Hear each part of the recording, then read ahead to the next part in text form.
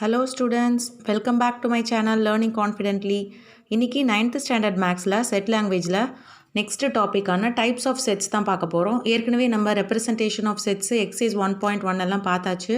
பார்க்காதவங்க பிளேலிஸ்ட்டில் வந்து வீடியோஸ் இருக்குது, போய் செக் பண்ணிக்கோங்க. சரி, வாங்க வீடியோக்குள்ளே போகலாம். Okay, first types of sets பார்த்தீங்கன்னாப்பா உங்களுக்கு எம்டி செட்டுன்னு இருக்குது, singleton set, finite set, infinite set, equivalent set, equal set, universal set, and then subset, proper subset, power set, disjoint செட்டுன்னு சொல்லிவிட்டு உங்களுக்கு மொத்தம் 11 செட்ஸ் இருக்குப்பா. ஃபஸ்ட்டு இது ஒன்று ஒன்றா பார்த்துடலாம் என்னன்னு சொல்லிட்டு. இங்கே பாருங்கள், இப்போ டைப்ஸ் ஆஃப் செட்ஸ்ன்னு எடுத்துக்கிட்டிங்கன்னா மொத்தம் எம்டி செட்டு அப்படின்றத நம்ம எதை சொல்லுவோம்னா, ஒரு செட்டில் எந்த எலிமெண்ட்டுமே இல்லைன்னா, நோ எலிமெண்ட்டு, எந்த எலிமெண்ட்டும் இல்லைன்னா அதை வந்து எம்டி செட்டுன்னு சொல்லுவோம், இல்லாட்டி நல் செட் அல்லது வாய்ட் செட் அப்படின்னு சொல்லுவோம். இதை எப்படி டினோட் பண்ணுவோன்னா, ஒன்று பை மாதிரி டினோட் பண்ணுவோம், இல்லாட்டி இந்த மாதிரி ஓப்பன் அண்ட் கர்லி ப்ராக்கெட்டில் எந்த எலிமெண்ட்டும் இல்லாமல் டினோட் பண்ணுவோம். ஓகேவா? இப்போ பார்த்தீங்கன்னா இப்படி கன்சிடர் பண்ணுறது, ஏல எந்த செட்டுமே இல்லை, எம்டியாக இருக்குது. ஸோ இதை எம்டி செட்டுன்னு சொல்லலாம், இல்லை வந்து நல் செட்டுன்னு சொல்லலாம், இதை வாய்ட் செட்டுன்னு சொல்லலாம். இது எப்படி டினோட் பண்ணலாம்ப்பா, இந்த மாதிரி பை மாதிரி இப்படி போடலாம். சரிங்களா? ஃபஸ்ட்டு இதிலே எக்ஸாம்பிளும் உங்களுக்கு கொடுத்துருக்கான். பார்த்தீங்கன்னா எம்டி செட்டுக்கு இப்போ இந்த மாதிரி கொஸ்டின் கொடுத்துருக்கான்னு வச்சுக்கோங்களேன். A equal to x such that x is an odd இன்டிஜர்னு கொடுத்துட்டா அன்டிவிசபிள் பை 2 ஆட் நம்பர் எங்கேயாவது நமக்கு 2ல் வந்து டிவைட் ஆகுமா? 1 3 5 7ல் ஆகுமா? ஆகவே ஆகாது. அப்போ உங்களுக்கு ஆன்சர் என்ன தான் கிடைக்கும்? வெறும் எம்டி செட் தான் கிடைக்கும், நல் செட். ஸோ நீங்கள் ஆன்சர் வந்து ஒன்று இப்படி எழுதலாம், அல்லது இந்த மாதிரி பைஸ் இந்த சிம்பிள் வந்து டினோட் பண்ணலாம். ஓகேவா? அதே மாதிரி இந்த set of all integers between 1 and 2ன்னு எக்ஸாம்பிள் கொடுத்துருக்காங்கப்பா. இன்டிஜர்ஸில் 1 and 2க்கு நடுவில் வரணும் அப்படின்னு சொல்லியிருக்கான். 0.5 பாயிண்டில் வர்றதெல்லாம் வரவே வராது. ஸோ இதுக்கு 1க்கு அப்புறம் 2 தானே இருக்குது, நடுவில் ஏதாவது நம்ம எழுத முடியுமா? எழுத முடியாது. ஸோ இதுக்கு ஆன்சர் என்ன தான் எழுதுவீங்க?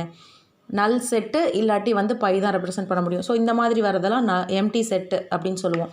தென் சிங்கிள்டன் செட் அப்படின்னா இந்த செட்டில் வந்து வெறும் ஒரே ஒரு எலிமெண்ட் மட்டும்தான் கொடுத்துருப்போம், அதை தான் வந்து சிங்கிள்டன் செட்டுன்னு சொல்லுவோம். ஃபார் எக்ஸாம்பிள் இங்கே பார்த்தீங்கன்னா சிங்கிள்டன் செட்டில் இப்போ ஒரு இது இருக்குன்னா அதில் ஒரே ஒரு எலிமெண்ட் மட்டும்தான், ஏ கொடுக்கலாம், இல்லாட்டி வந்து 2 கொடுக்கலாம், இல்லாட்டி வந்து 10, இந்த மாதிரி ஒரே ஒரு எலிமெண்ட் இருந்தால் அது சிங்கிள்டன் செட்டுன்னு சொல்லுவாங்க.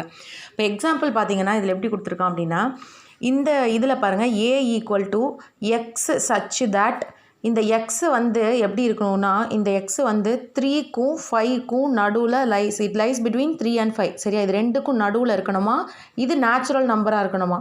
ஸோ 3க்கும் 5க்கும் அப்படின்னா நேச்சுரல் நம்பர் என்னதுப்பா? 4. ஒரே ஒரு வேல்யூ தானே, 4 மட்டும் தானே இதுக்கு ஆன்சர்.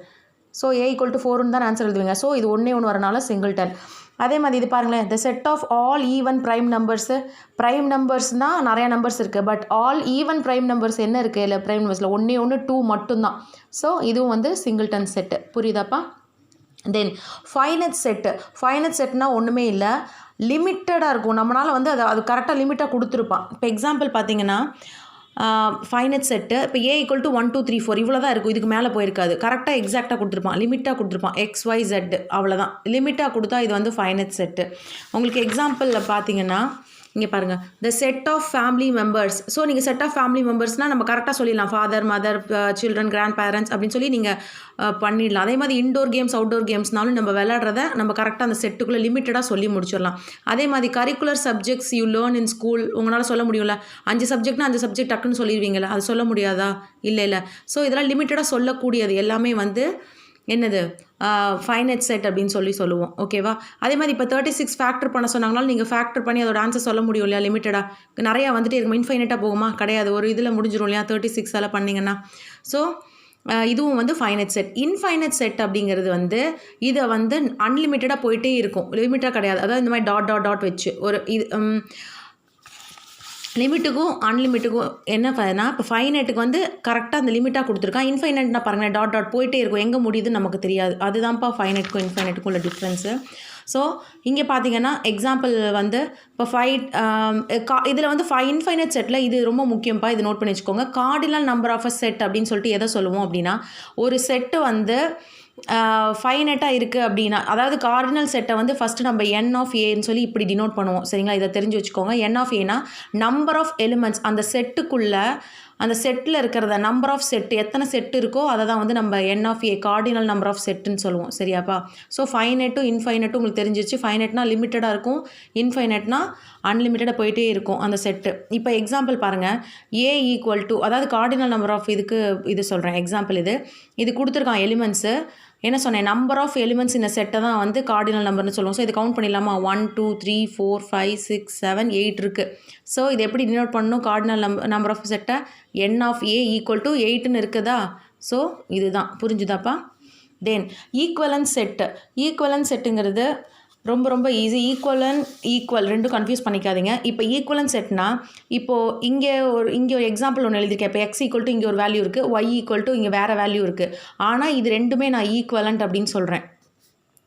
எப்படி சொல்கிறீங்க? இங்கே வேறு நம்பர் இருக்குது, இங்கே வேறு நம்பர் இருக்குன்னா ஈக்குவலண்ட் அப்படின்னா என்ன அர்த்தம்னாப்பா, உள்ளுக்குள்ளே இருக்கிற நம்பர் ஆஃப் எலிமெண்ட்ஸ், ஓகேவா? நம்பர் ஆஃப் எலிமெண்ட்ஸ் சேமாக இருக்கணும். இங்கே பாருங்கள் 1 2 3, இங்கே இருக்கா? இங்கே எவ்வளோ பாருக்கு? 1 2 3, ஓகேவா?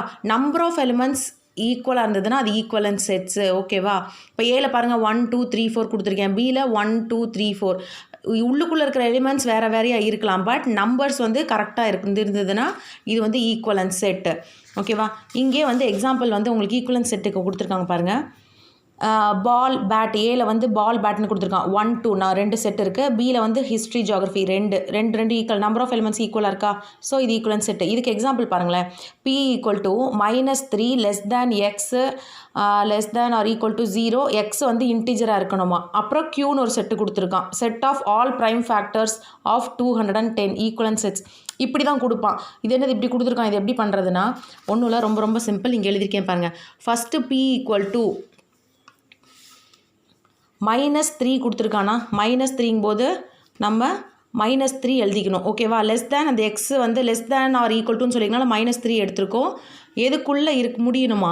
0 வரைக்கும் இருக்கணும். ஸோ -3 -2 -1 -0 இதை வந்து நான் வந்து இதாக எழுதிட்டேன், ரூஸ்டர் ஃபார்மில் எழுதிட்டேன். தென் க்யூ வந்து set of all prime factors of 210 சொல்லிட்டான். ப்ரைம் ஃபேக்டர்ஸ் 210க்கு ப்ரைம் ஃபேக்டர்ஸ் எடுத்தால் 2 3 5 7 வருது, ஓகேவா? 2 3 5 7 வருது. ஈக்குவலன்ட் செட்னா என்ன சொல்லியிருக்கேன்?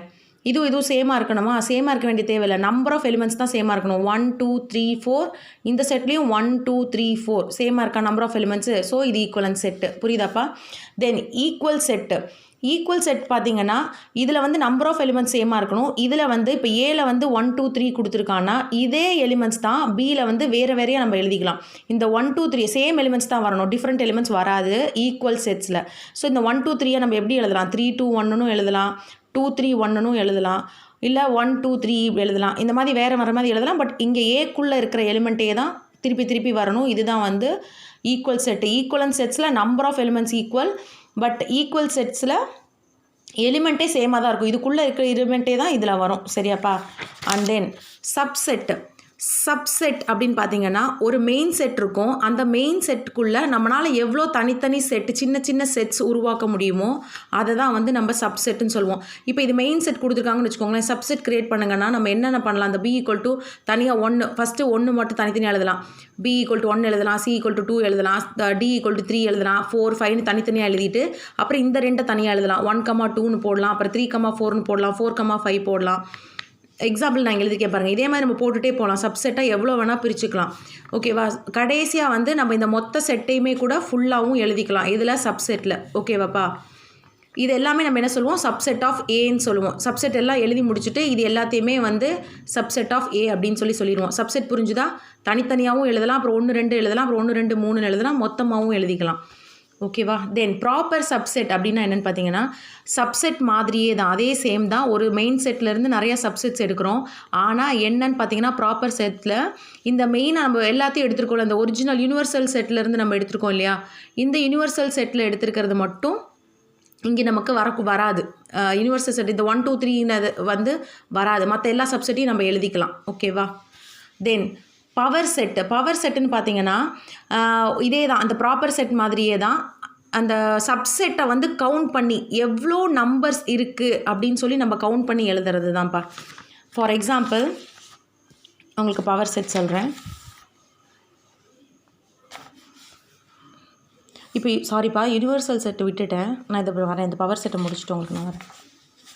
ஓகே, இங்கே பாருங்கள், பவர் செட்னா என்ன அப்படின்னா, பவர் செட்டில் இப்போ 2 3 தான் எக்ஸாம்பிள் கொடுத்துருக்கான்னு வச்சுக்கோங்களேன்.